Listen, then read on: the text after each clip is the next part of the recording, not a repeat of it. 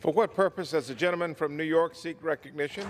Mr. Speaker, I move to suspend the rules and pass H.Res. 183 as amended.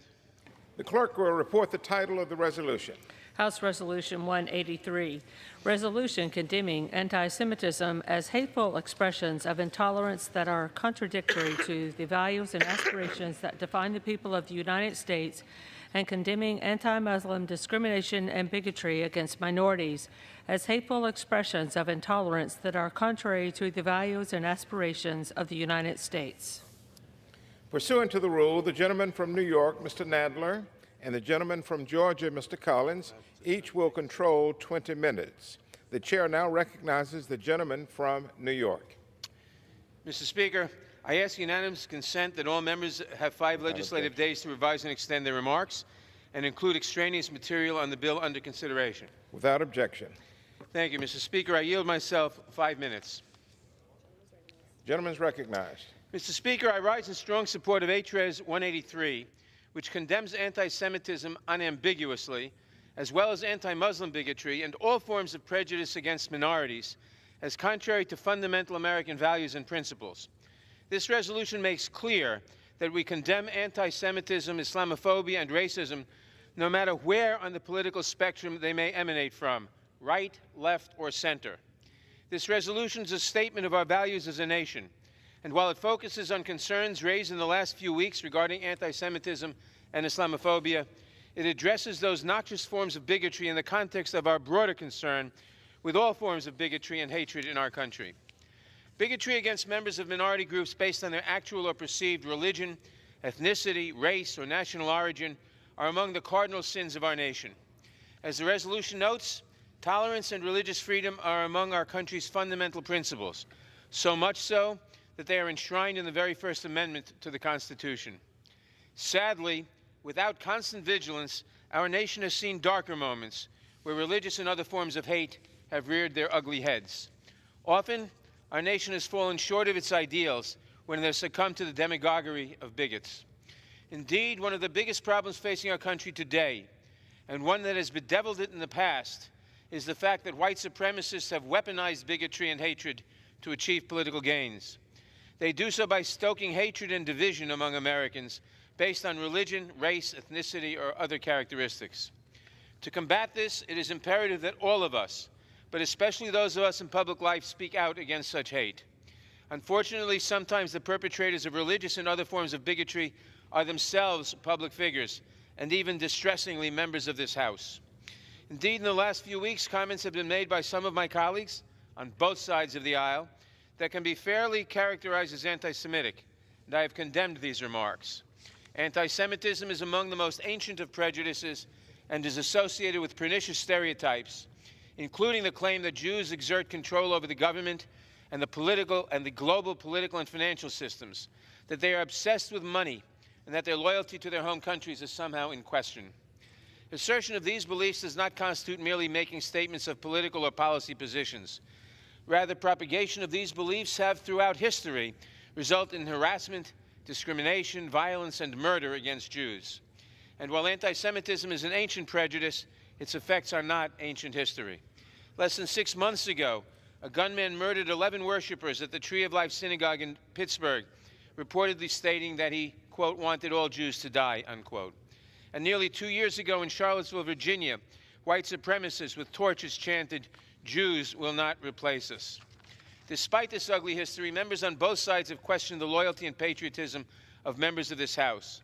The trope that support for Israel, particularly among Jewish Americans, is the result of a dual loyalty to Israel and the United States is deeply offensive to me. What I find equally despicable is a somewhat analogous dual loyalty trope increasingly deployed against Muslim Americans. This includes the recent implication by one of our colleagues that another colleague is a spy, and a state Republican Party poster in the West Virginia state capitol that implied an association between that same colleague and the September 11, 2001 attacks in New York. Indeed, statements have repeatedly been made in the recent past by public officials, including the President, which can fairly be characterized as anti-Muslim more generally.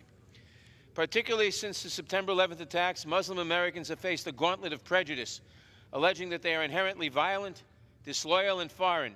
This has led to hate-motivated violence. In 2017, for example, at least 5 mosques were bombed or burned in various cities around the country. Efforts to question the loyalty or patriotism of anyone in this country based on their religion or on any innate characteristic is completely out of bounds. It is my fervent hope that this resolution will be a chance for us, both as an institution and also as a nation, to remind ourselves of what we all believe in and come together and heal. I urge my colleagues to join me in voting for this resolution today, and I reserve the balance of my time. The gentleman reserves the balance of his time. The gentleman from Georgia is recognized. Thank you, Mr. Speaker. I reserve. The gentleman reserves. The gentleman from New York.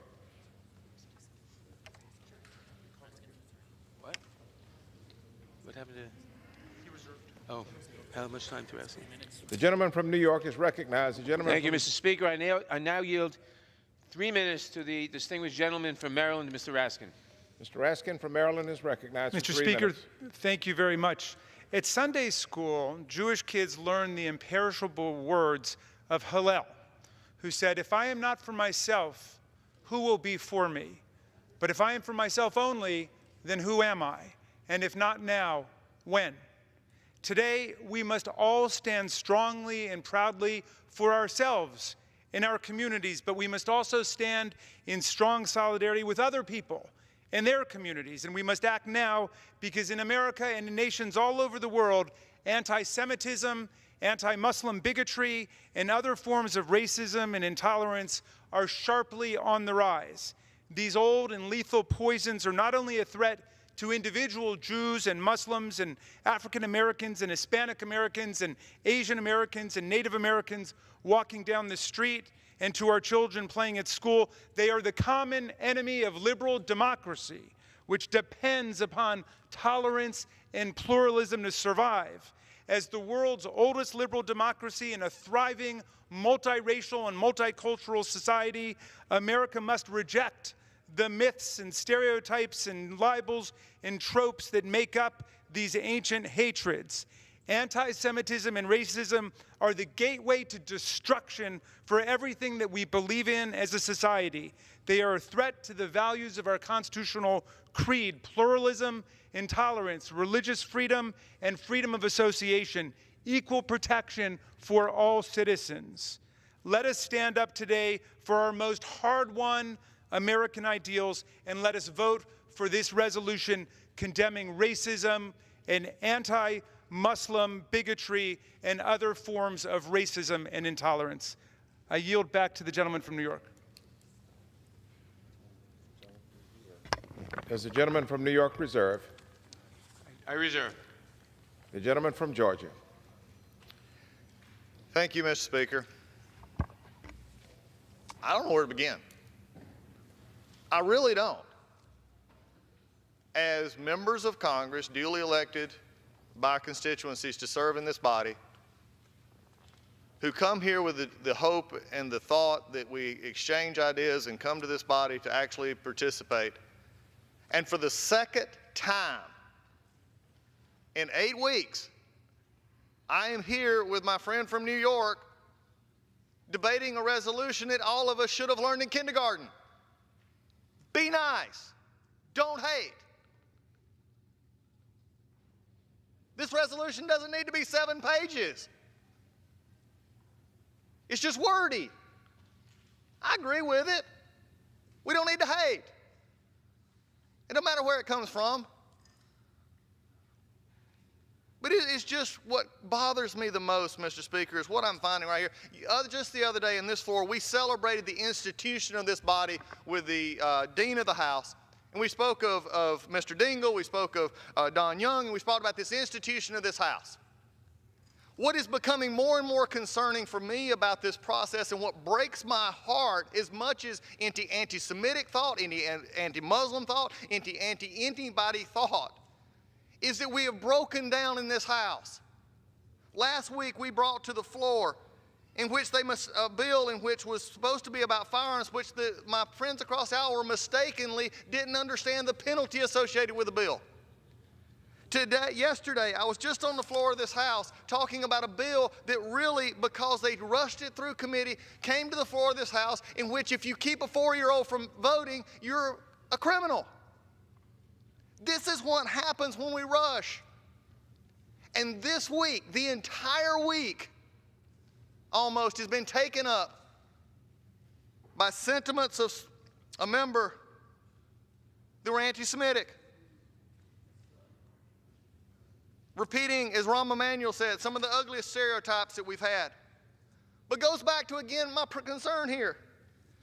At 3:20 this afternoon, I was handed, or at least was printed, one of the resolutions. I have 3 more of this resolution than it's taken all week. How long does it take to figure out just don't hate? How many times, how many pages does it take to cite ill and evil? Evil is evil. My heart breaks, Mr. Speaker. My heart breaks for this institution. When we say that we see something that is anti-Semitic, but we say, well, they may not have known it was. It's anti-Semitic. It's anti-Muslim. It's whatever you want to call it. It's just wrong. My heart breaks. And then I find out that we changed it now lately is to add other groups in here who undoubtedly saw they wasn't a part of the groups. So we added in new groups to the list. I guess since we're at it, why didn't we add Mormons? Why didn't we add Jehovah's Witnesses? They've been attacked. Mormons have many times been accused of dual allegiance. Ask a former presidential candidate.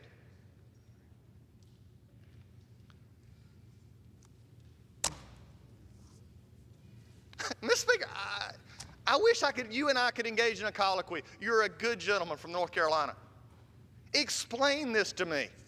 Why it took a whole week to figure out to say, hate is hate. You don't need 7 pages.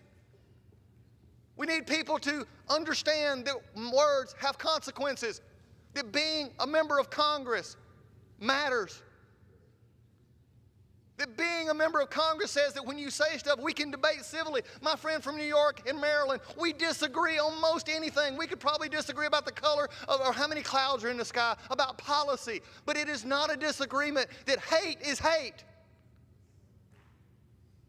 And we shouldn't overlook it and try and lump it with everything else and give moral equivalency.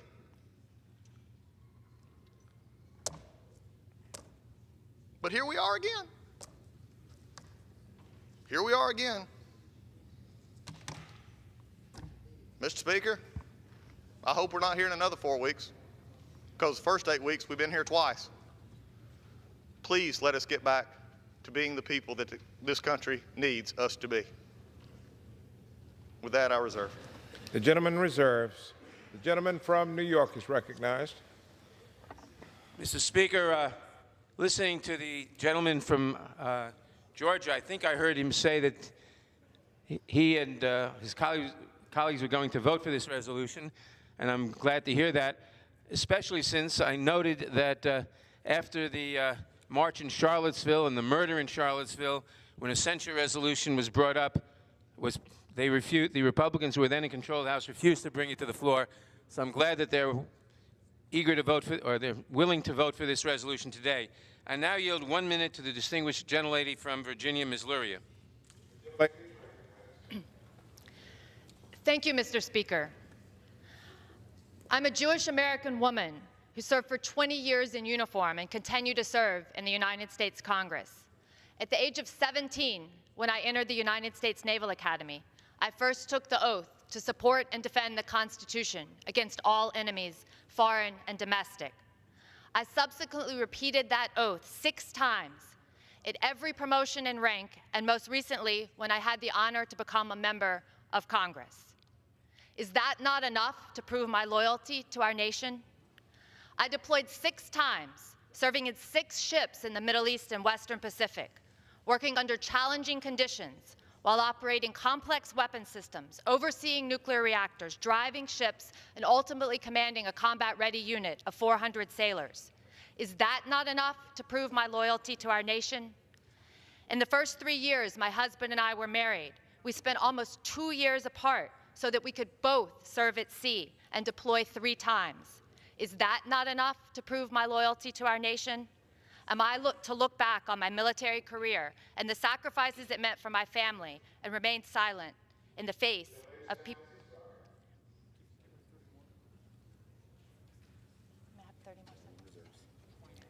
Does the gentleman reserve? I yield the gentlelady another 30 seconds. The gentlelady is yielded an additional 30 seconds. Thank you. And remain silent in the face of people questioning my loyalty to our country. I believe that I speak clearly for all fellow Jewish veterans that this echoes of language that has been used to marginalize and persecute the Jewish people for centuries.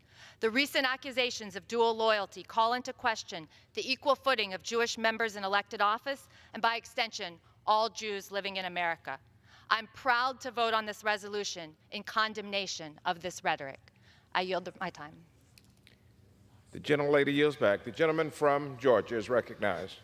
Thank you, Mr. Speaker. And I would remind, I don't think my friend from New York would question my belief that what happened at Charlottesville or anywhere else was bad. I don't think he really meant that, Mr. Speaker, because I do believe it is bad. And I think what is bad is having to write this thing 7 days and having to figure this out. With that, I yield 3 minutes to the gentleman from New York, Mr. Zeldin. The gentleman from New York is recognized. Well, thank you, Mr. Speaker. Let's all be honest with each other. We are here today, right now, because of anti-Semitic rhetoric from one member of this chamber said again and again and again. We would not be on this floor right now otherwise to discuss this topic. If that member was a Republican, that member's name would be in this resolution, and this resolution would be all about condemning anti-Semitism, and it would be done so forcefully.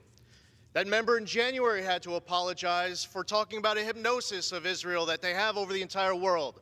That member had to apologize in February by saying that if you support Israel, it must be because you're bought off by Jews. That member called it an unequivocal apology, even though she filled it with equivocation. And now we're back again, this time by saying that if you support the U.S.-Israel relationship, that you must have pledged allegiance to a foreign government. Except this time that member is refusing to apologize. Even if you gave that member every benefit of the doubt that she had no idea what she was doing, why now wouldn't she be apologizing? Why would she be more emboldened to refuse an apology altogether?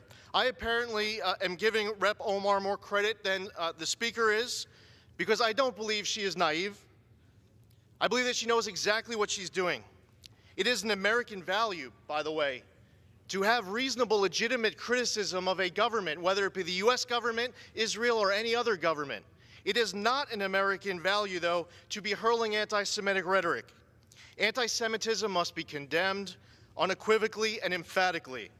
We have members of this chamber who associate with Louis Farrakhan, who says, quote, Hitler was a very great man. Let's talk about a double standard. In January, we all came to this chamber. We condemned white supremacy. We named a Republican member. We kicked that member off of his committees. He can't serve on the Small Business Committee, but this member will continue to serve on the House Foreign Affairs Committee. But no, now we can't come here and just emphatically, solely, forcefully condemn anti-Semitism and name names, but if it was a Republican, we would. It's time to call out these statements for what they are. Pointed, bigoted, unreasonable, illegitimate, anti-Semitic. I commend my colleagues on the other side of the aisle who have been speaking out about all this anti-Semitism. A few members come to mind. Chairman Engel, Congressman Deutsch, Congressman Nadler, Congresswoman Lowy, Congressman Gottheimer. Many of my colleagues on the other side of the aisle, I believe to their core, know how very wrong this is, and there are many other members to name as well. And I'd be remiss if I didn't take this opportunity to say thank you to each and every one of them, because support of Israel, support of Jews, standing against anti-Semitism has been bipartisan in the past. It should be bipartisan today, and should be bipartisan for every moment in the future. I yield back. The gentleman yields back. The gentleman from New York is recognized. Mr. Speaker, I now yield 1.5 minutes to the distinguished whip, the gentleman from South Carolina, Mr. Clyburn. The gentleman from South Carolina, the majority whip, is recognized. Thank you, Mr. Speaker, and I thank the gentleman for yielding me the time.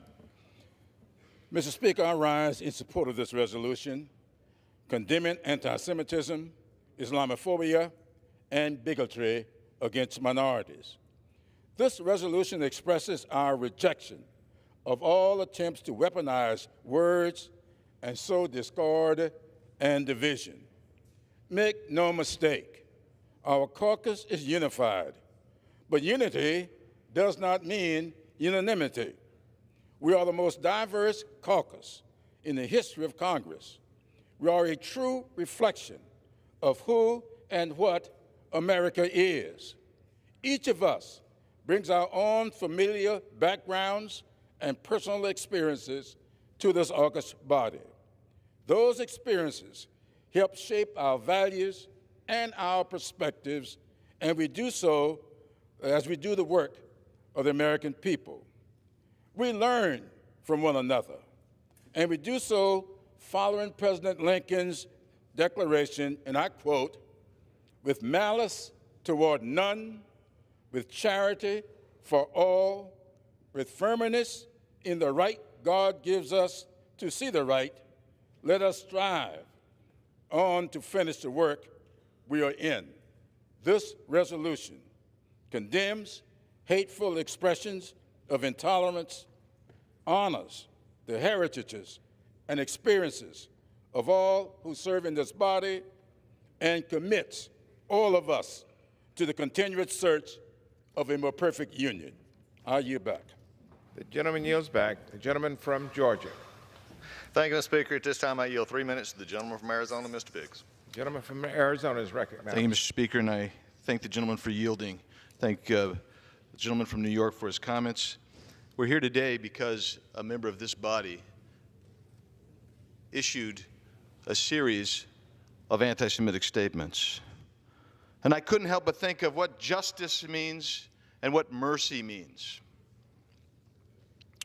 Well, we want to temper justice with mercy.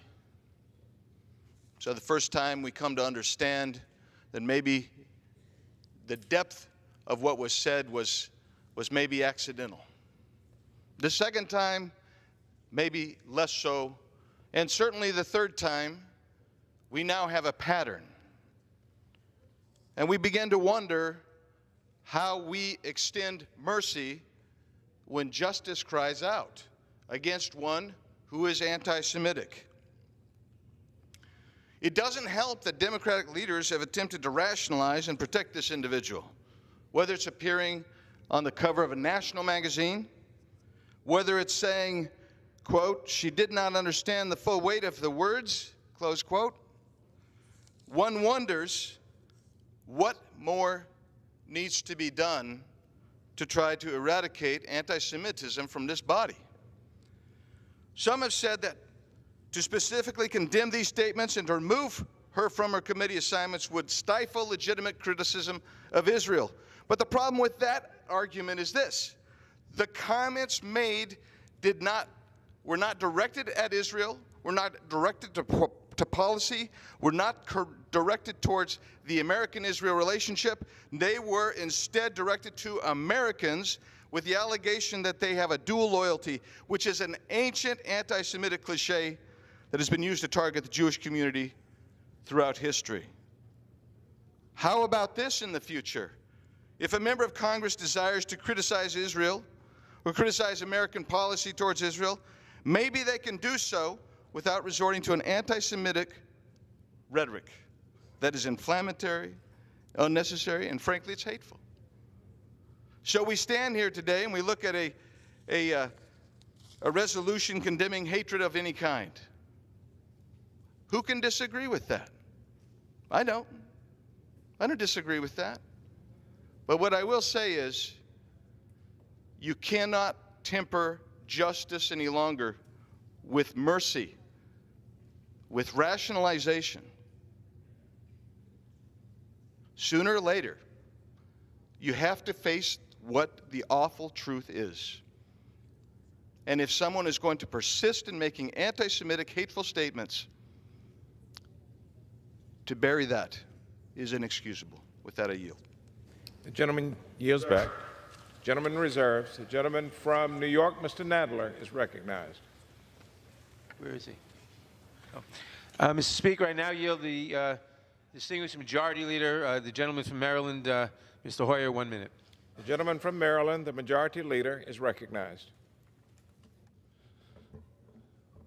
Let me suggest at the outset that no party be too self-righteous on the issue of supporting prejudice and bigotry too often.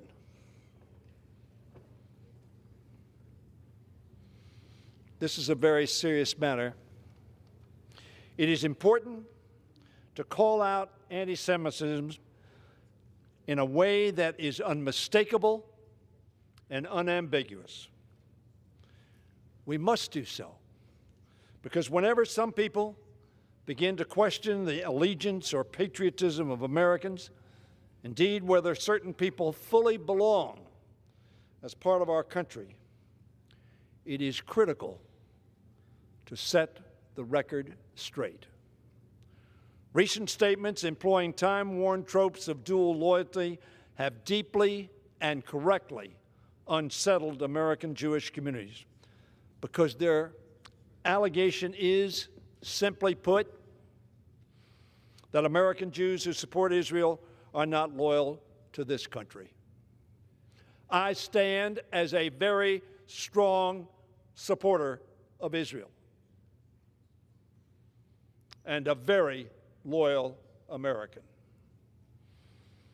Such allegations fall into, as has been said, a century-old and dark history of Jews being marginalized and set apart. They recall past evils that occurred in other countries and in our own when, according to the Anti-Defamation League, people accused Jews of, and I quote, being disloyal neighbors or citizens because of their connection to Israel or Jewish communities elsewhere in the world. That was false, and it was bigoted. To be clear, the First Amendment protects the right of every American to criticize policies and leaders, whether in our own country or others. That is the glory of our democracy. However, in these past few weeks, those who say they are only criticizing Israel's leaders or policies have instead been making claims about the allegiance and motivation of Israel's defenders. I do not believe there is anyone in our caucus, not one, who wishes to silence debate over policy. Rather, what is being called for is an end to the invocation of age-old anti-Semitic tropes that demonize people instead of criticize policies. Accusations that Jews bear dual allegiance because of support for Israel or concerns for its safety are false, and they are also hurtful. Canards that must be opposed and exposed for what they are: bigotry. They elicit legitimate fear and uncertainty in the individuals and communities they target.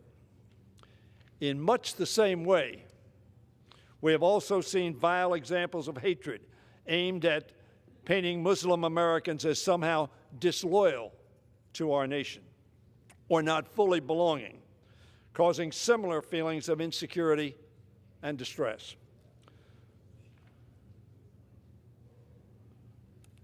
No Muslims can come to our country. Those feelings cannot be discounted either. One of our own colleagues was the target of an Islamophobic attack, impugning a member of this House. That ought to be unacceptable to all of us. We have seen this same form of exclusion, hatred in recent years whenever acts of bigotry have been directed against African Americans. And when Latino and Latina citizens have been yelled at to go back to their countries. This is their country. This phenomenon is also a reminder of the horrific internment of Japanese Americans during the Second World War. None of us ought to be like Pontius Pilate and think that we have not fallen short of the principles enunciated in our Declaration. In our multicultural republic, sometimes it is incumbent upon the American people to speak as one nation, indivisible, and make clear affirmation that all Americans have an equal share in our republic, that no one's race or creed or origin can call into question one's love of country. I will continue to urge unity in the face of anti-Semitism, Islamophobia, xenophobia, homophobia, transphobia, racism against African Americans and Latinos and Asian Americans, and other forms of prejudice and discrimination. American Jews, including those who serve our nation in Congress, need to be reassured that they are equal partners in the diverse coalition for justice, opportunity, tolerance, and equality, and that they have true allies who stand with them as firmly as they have stood with others. I will continue to make that clear. America is rightfully respected for its Declaration of Independence and its Constitution as amended and perfected, both of which proclaim the dignity and rights of individuals endowed by their Creator. But America has also seen too often the denial of that dignity and equality to millions of its citizens based upon the color of their skin, the land of their birth, or the faith of their forebears. My colleagues, if we are to be better than our past, we must reject all forms of bigotry and prejudice directed at any of our fellow human beings and fellow Americans. Let us all, in solidarity and in union with the principles of our country, support this resolution. And I yield back the balance of my time. Could you tell me how much time Mr. Collins has and how much time I have, please? Thank you, Stanley. The gentleman from New York has 9 minutes remaining. And the gentleman from Georgia has 8 3/4 minutes remaining. Thank you, Mr. Speaker. The gentleman from Georgia. Thank you, Mr. Speaker. At this time, I would like to yield 2 minutes to the gentleman from Texas, Mr. Gomer. Gentleman from Texas is recognized. Thank you, Mr. Speaker. According to Proverbs, something that people who are practicing Jews and Christians believe, says there are 7 things that are detestable to the Lord. One is haughty eyes, another lying tongue, another hands that shed innocent blood, a heart that devises wicked schemes, feet that are quick to rush into evil, a false witness who pours out lies, and a person who stirs up conflict within the community. It goes so far as to say these are things the Lord hates. So the word hate is not wrong in the Jewish and Christian tradition, but anything beyond this is wrong. And yes, there have been persecution of Christians, there have been persecution of Muslims, but anybody who has persecuted a people in the name of Christianity was not acting as a Christian. That is not part of the faith. But what makes this so dangerous, and the reason I will vote against this resolution, is because we came here because of an anti-Semitic remark. And we came here to condemn anti-Semitism, but this resolution, as changed up over the last hour, now condemns just about everything. And the reason that is so dangerous is that anti-Semitism, hatred for the children of Israel, is a very special kind of hatred that should never be watered down. There has never been a persecution of a people like the Jewish people. From 1933 to 1945, over 6 million killed.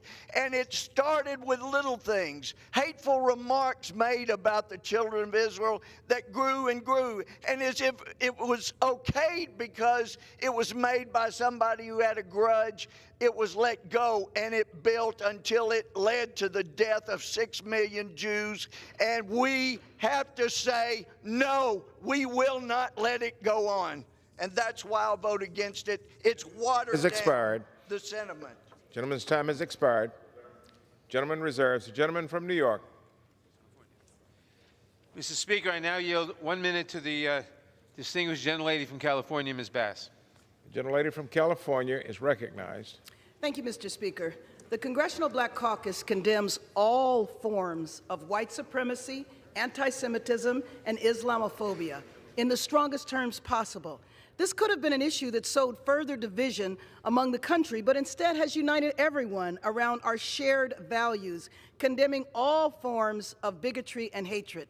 The Black Caucus stands firmly against all expressions of hate and is concerned by the recent uptick in hateful rhetoric and crimes targeting minority communities. For example, a white nationalist murdered 9 African-American worshipers at Emmanuel AME Church in Charleston, South Carolina on the evening of June 15th, 2015, in hopes of igniting a nationwide race war, or the perpetrator of the deadliest attack on Jewish people in the United States history at the Tree of Life Synagogue building in Pittsburgh that killed 11 worshipers.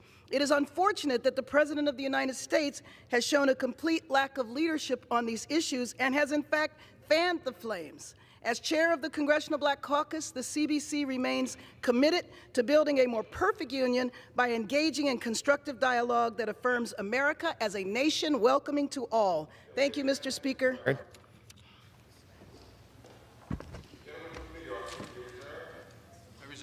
gentleman reserves. The gentleman from Georgia.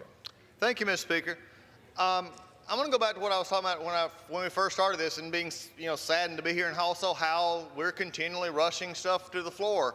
And I know it's an oversight, but it goes back to my very statement here. And again, I'd remind everyone here, if we wanted to write a simple resolution here, hate is hate, it's not good, don't say it.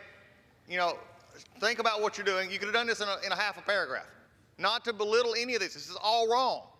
But on page 7, number 7, we have a resolution that says condemns death threats received by Jewish and Muslim members of Congress. I'm a member who has had someone put in jail for threatening to kill me and my daughter. Why don't we condemn that? We forgot it. We forgot it like we had other groups in this bill that we've wrote 3 times that we had to add because we forgot them. As I mentioned earlier, why didn't we add Mormons? Why didn't we add Jehovah's Witnesses? It's not that the issue here is the hate and what happened and where it went back to, and our speakers on both sides have went to the very issue of why we're here. I go back to the issue of what I talked about earlier, that I am saddened for the state of our House, that we are so concerned about trying to make talking points and finishing it that we rush stuff to this floor. This is not what we do or who we are. Hate is hate, it's bad, it's wrong, quit saying it. But don't keep rushing stuff to the floor when you don't even really understand what you put in the bill. And with that, I reserve. The gentleman reserves. The gentleman from New York is recognized. Speaker, I now yield 3 minutes to the distinguished gentleman from New York, the chairman of the Foreign Affairs Committee, Mr. Engel. The gentleman from New York, Mr. Engel, is recognized. I thank the gentleman for yielding, Mr. Speaker. I'm going to vote yes on this measure today. I do have concerns about how we're dealing with these issues, but obviously all forms of hatred and bigotry are intolerable, and we should go on the record in saying so. I'm voting for this because when I read the resolution, I agree with everything it says. But let me say this, to the criticism that the Democratic majority won't condemn anti-Semitism. A few weeks back, we took the virtually unprecedented step of accepting a Republican motion to recommit, the procedural tool the majority never supports because it condemned anti-Semitism. We were proud to set aside precedent to condemn anti-Semitism then, and in today's resolution, we're doing so again today. So contrary to what some are saying, that's twice in the course of a month that the Democratic majority is condemning anti-Semitism on the floor of the House. But I must say, the words spoken by our colleague from Minnesota last week touched a very real, very raw place for me. And my desire for the House to go on record again specifically condemning anti-Semitism wasn't a desire to single the gentlewoman out or to stifle debate on U.S. policy towards Israel.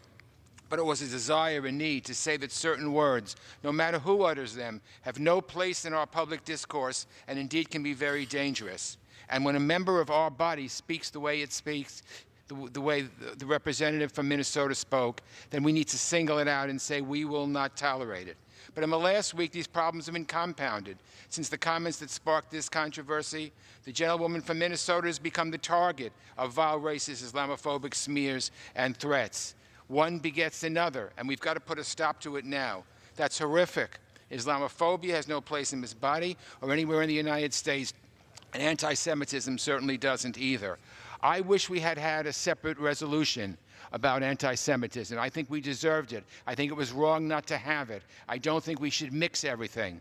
But I want to say very clearly and very loudly that anti-Semitism will never be tolerated by me, never be tolerated by this body, and no member of Congress should be making anti-Semitic statements. No member of Congress should be saying hurtful things and then not apologizing for them.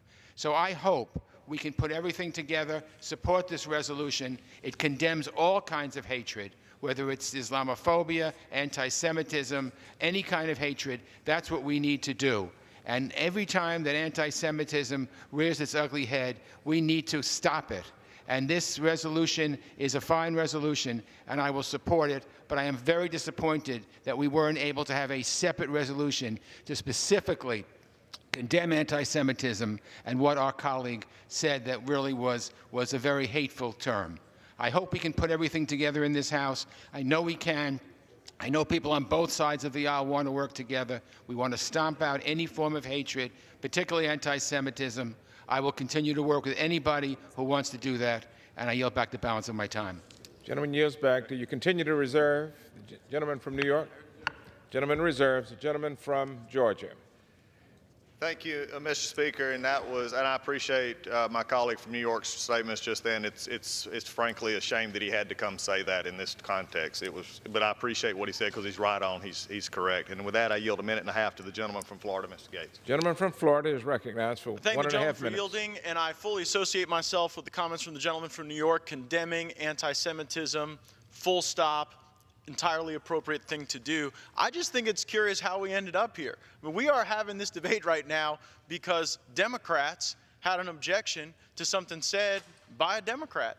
And so they launch off on this drafting project. And then lo and behold, I hear all the remarks on the floor, and a lot of the substance in the resolution is about President Trump and criticizing him and trying to open wounds. And so this is unfortunately becoming the new mantra of the left in the Congress. When they've got a problem that they can't solve, it must be President Trump's fault. It's a lot of the sentiment that we see echoed out of the Judiciary Committee, where there is no Russian collusion. The Mueller report is about to drop. Democrats know it is not going to allege Russian collusion, and so they have to launch an 81-pronged investigation to harass our president. They can't get their own house in order, so everything's got to be the fault of a president who is creating more economic opportunity, reducing unemployment, ending wars, and doing a heck of a job for the country. I thank the gentleman for Georgia, and I yield back. Gentleman reserves. The gentleman from New York, Mr. Nadler.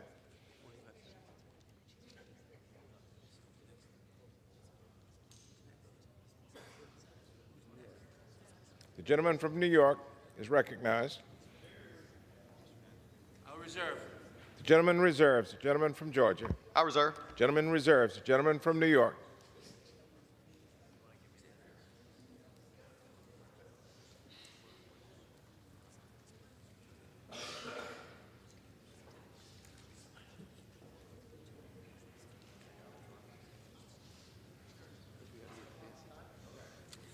Mr. Speaker, I now yield 45 seconds to the distinguished gentleman from New Jersey, Mr. Gottheimer. Gentleman from New Jersey is recognized. Thank you, Mr. Speaker. As a Jewish member of Congress who lost family in the Holocaust and whose grandfather fought the Nazis, I need no reminder about our responsibility to confront bigotry, hatred, and intolerance wherever it is found.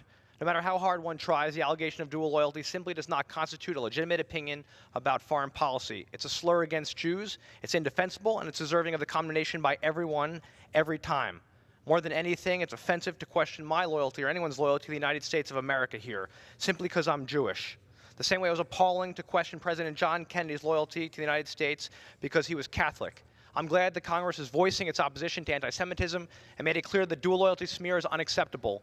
Unfortunately, it was also clear from the discussions this week and in the ultimate resolution that anti-Semitism is being treated differently than other forms of bigotry and hatred. There shouldn't be an asterisk next to anti-Semitism, and I'll continue to fight it. Time has expired. Thank you. How much time do I have, Mr. Collins, have? The gentleman from New York has 4 1/4 minutes. How much time do I have? The gentleman from Georgia has 4 minutes remaining. I reserve. The gentleman reserves. The gentleman from New York, Mr. Nadler.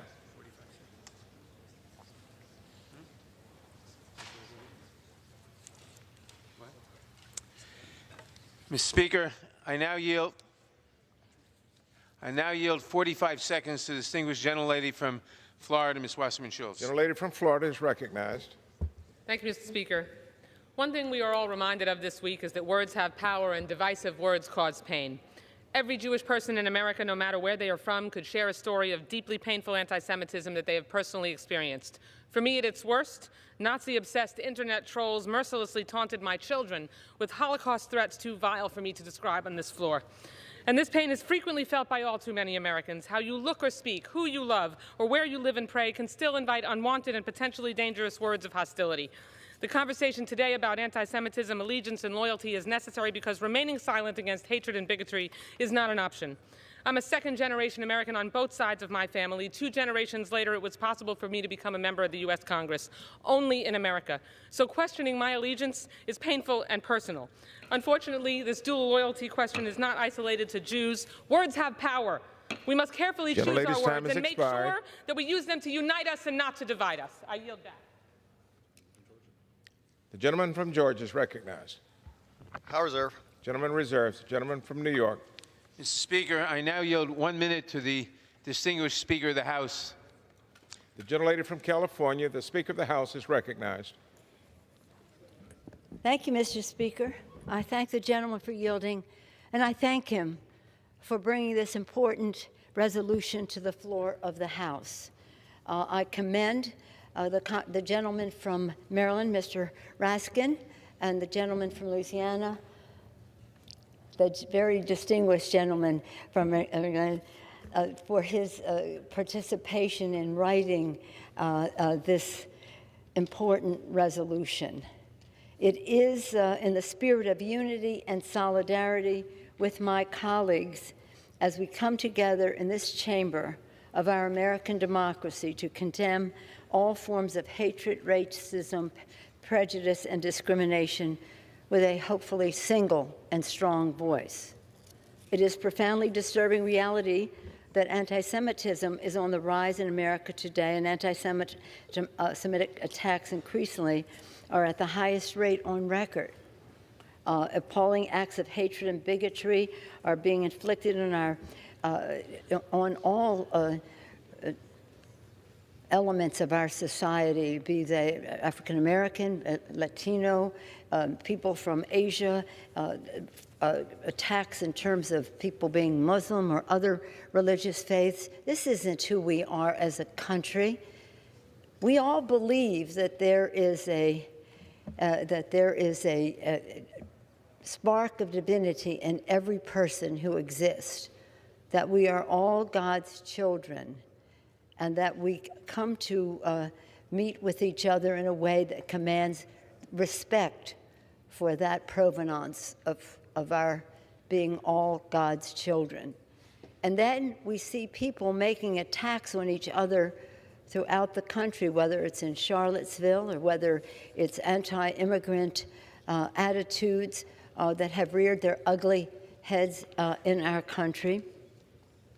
And it is in that spirit that I come to the floor almost emotionally to speak about this. In the Congress and across the country, we must accept debate on any subject in a legitimate way, whether it's on our U.S.-Israel policies and the rest. That is protected by the value of free speech and democratic debate in the United States and in Israel. Israel is our friend and our friend in that region. We support Israel out of friendship, out of shared values, but also because it is in our national interest to do so. But not every one of us in this body agrees on every provision of our or any consideration in that relationship. That's a separate and complete issue from anti-Semitism. Anti-Semitism, whether it's an form of attacks on Jewish people, anti-Semitic tropes, prejudicial accusations, or any other form of hatred, is deeply and unequivocally offensive and must be condemned wherever it is heard. And all of us must remember, as members of Congress, as President of the United States, that our words are weightier once we cross the threshold into Congress, and indeed they weigh a ton when someone becomes the President of the United States. It's also disturbing that Islamophobia and white supremacism remain a sinister and shameful presence in America today. Too often that goes under-noticed or unchecked. Such attacks are even targeted some of us in this body. We must condemn these attacks and confront them. As members of Congress and Americans, we have a solemn, urgent responsibility to fight to end the scourge of bigotry, racism, and hatred in our country.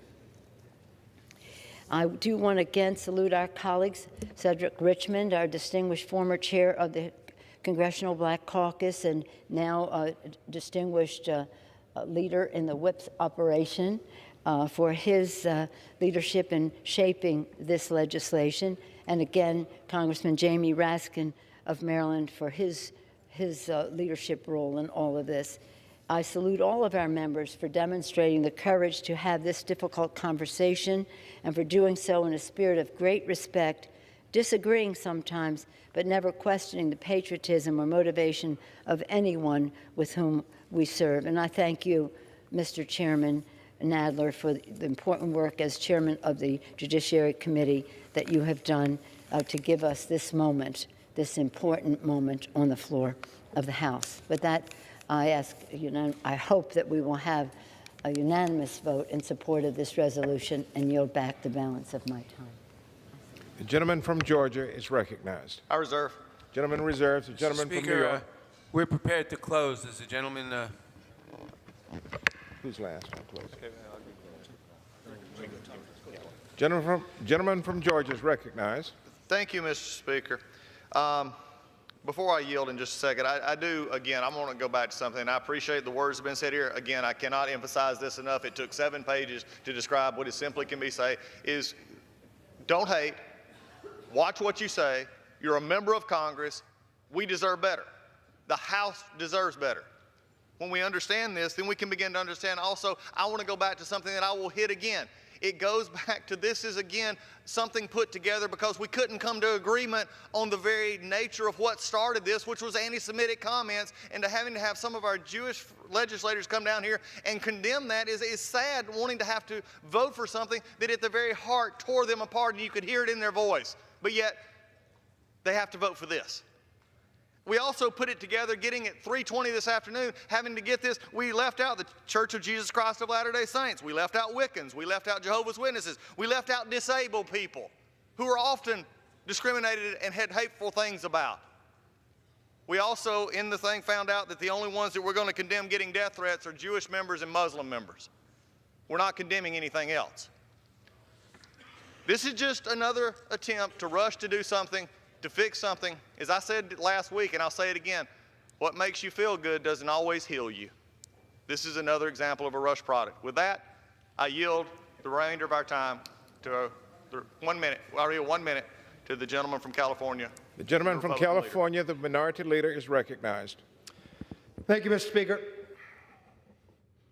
I want to start by thanking a member from the other side of the aisle, Chairman Elliott Engel. Thank you for when you heard the language that you stood up. Thank you for your work. To all the members that are here, this shouldn't be this hard. We should not have to go through the number of versions that we had to do. We shouldn't have to be on this floor even speaking about this.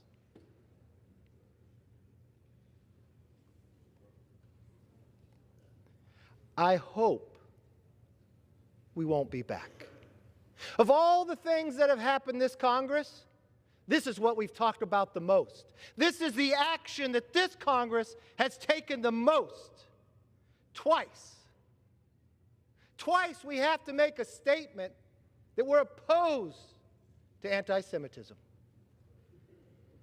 The first time, it took the minority that doesn't have very many abilities to bring something to the floor, but we did, and we spoke with one voice. But now we're back in a few weeks. stating the same thing, but without apologies. Without apologies from that voice. It did not have to be this hard. Well, you didn't have to break 72-hour rule that you put in this year to make it less than an hour, because fear of what would happen tomorrow on a motion to recommit. I will pledge to you this, from this side of the aisle, and I hope you understand this clearly. Any hatred, we take action. I hope you've seen from the action on this side of the aisle of where we stand. We didn't have to have a resolution, but when it came to the floor, we voted for it. We took action before it came to the floor, and it wasn't simply, please apologize. It didn't have to be this hard. Yes, Mr. Speaker, our Madam Speaker was right. America is better than this. But to my members, Congress is better than this. Please, do not make history right about our time with these 2 years that the most we've ever done is that we had to keep bringing resolutions to the floor to tell people that anti-Semitism is wrong. If that's the only action we're going to take, I know we're better than this. I yield back. The gentleman yields back. The gentleman from Georgia has 1.5 minutes remaining. And I'm reserving. The gentleman reserves. The gentleman from New York. Gentleman reserves. The gentleman from So the gentleman Georgia. is ready to close? Yes. Okay. Mr. Speaker, as we come to the conclusion of our second time doing this, I'll echo the sentiments of our leader who just spoke. I echo the sentiments of most everyone who has spoke here, that this is wrong. You know, one time we should learn. 2 times we're getting nothing out of this anymore. Because undoubtedly we're getting numb to it because we just put everything it can imaginable that we could think of in the short amount of time, unless somebody brought it up, into a resolution and say, this is hate, we don't need to do this. We don't need a manual to tell us who we can't hate. How is this so hard? Why do we blow process? Why do we disrespect this institution?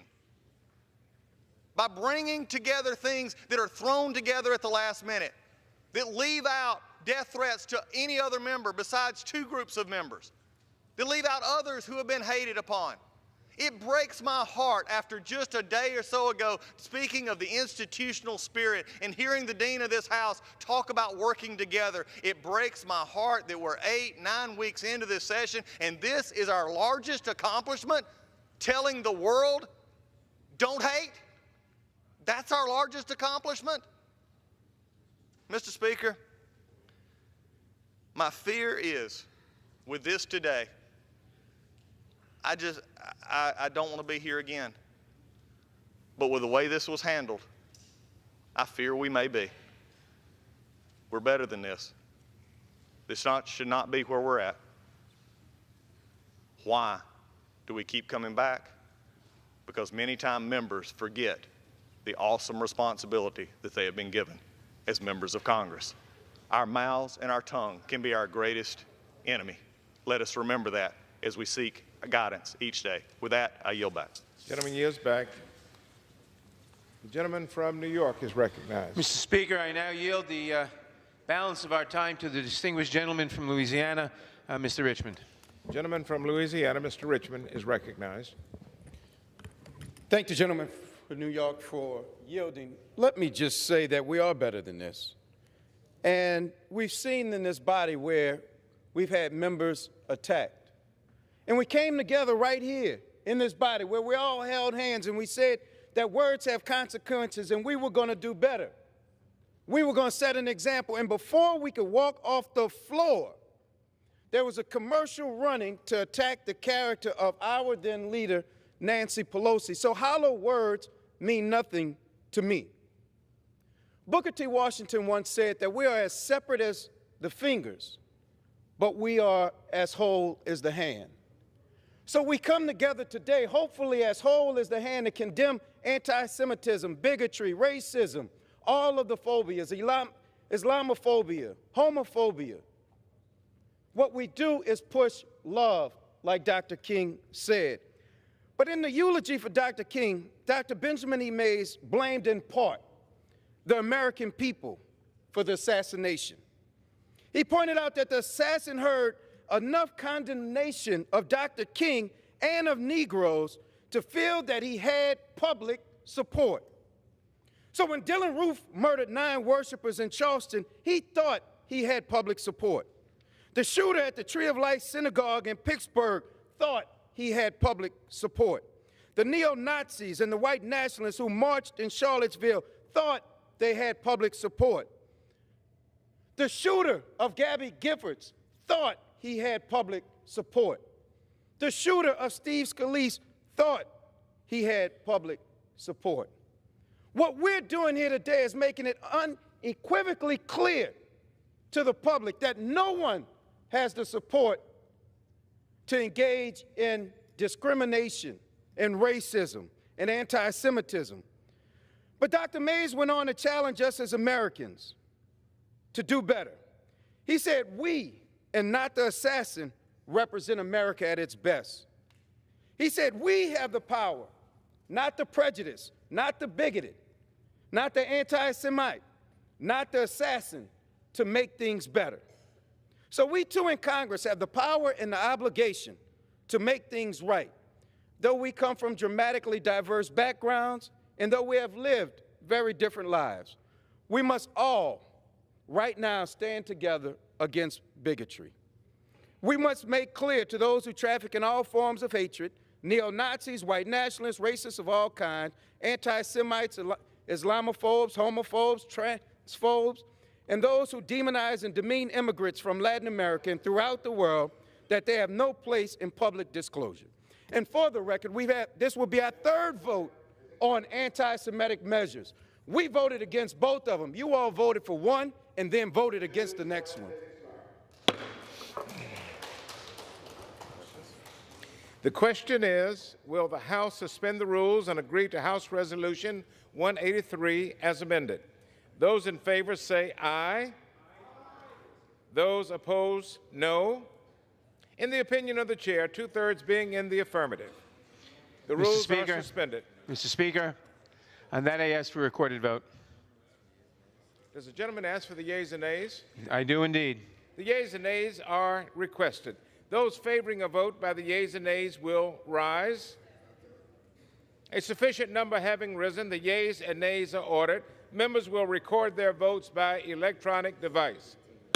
This is a 15-minute vote. The legislative focus of the House this week has been H.R. 1, a bill dealing with campaign finance, voting rights, and ethics. We expect amendment votes coming up shortly and more debate into tonight with final passage tomorrow. But always in the background off the floor of the House has been the potential for resolution based on comments made over the weekend by freshman representative, Democrat Representative Ilhan Omar of Minnesota, but that were seen by many as anti-Semitic. Christina Marcos, I should say Lisa Mascaro of the Associated Press, writes that some Jewish lawmakers preferred to keep the resolution that the House developed tailored to anti-Semitism, while other members wanted to broaden it to include a rejection of all forms of racism and bigotry. That resolution has been in the works for the last couple of days and even into the last couple of hours off the floor of the House. The resolution, in part and in sum, says this: it condemns anti-Semitism as hateful expressions of intolerance that are contradictory to the values and aspirations that define the people of the United States, and condemning anti-Muslim discrimination and bigotry against minorities as hateful expressions of intolerance that are contrary to the values and aspirations of the United States. It's a 15-minute vote. The president weighed in on this particular issue yesterday on Twitter, tweeting that it's shameful that House Democrats won't take a stronger stand against anti-Semitism in their conference. Anti-Semitism, he tweeted, has fueled atrocities throughout history, and it's inconceivable they will not act to condemn it. The Speaker of the House spoke just a short while ago on the floor, Speaker Pelosi, saying, quote, that I hope we have a unanimous support of this resolution. And the gentleman from Texas, Louis Gohmert, on the floor during his comments saying that he would vote against the resolution. The vote will continue 15 minutes, and again, as we mentioned, we're expecting amendment votes shortly to the campaign finance bill.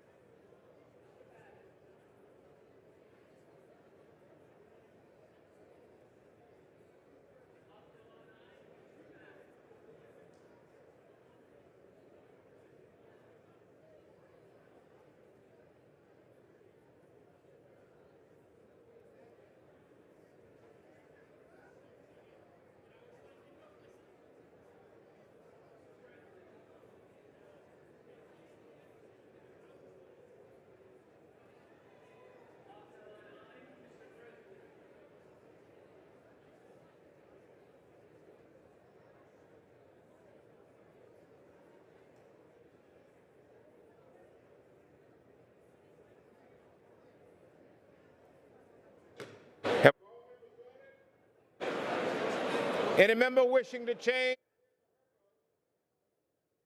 On this vote, the yeas are 407, the nays are 23, voting present 1. 2/3 being in the affirmative, the rules are suspended. The resolution is agreed to, and without objection, the motion to reconsider is laid on the table.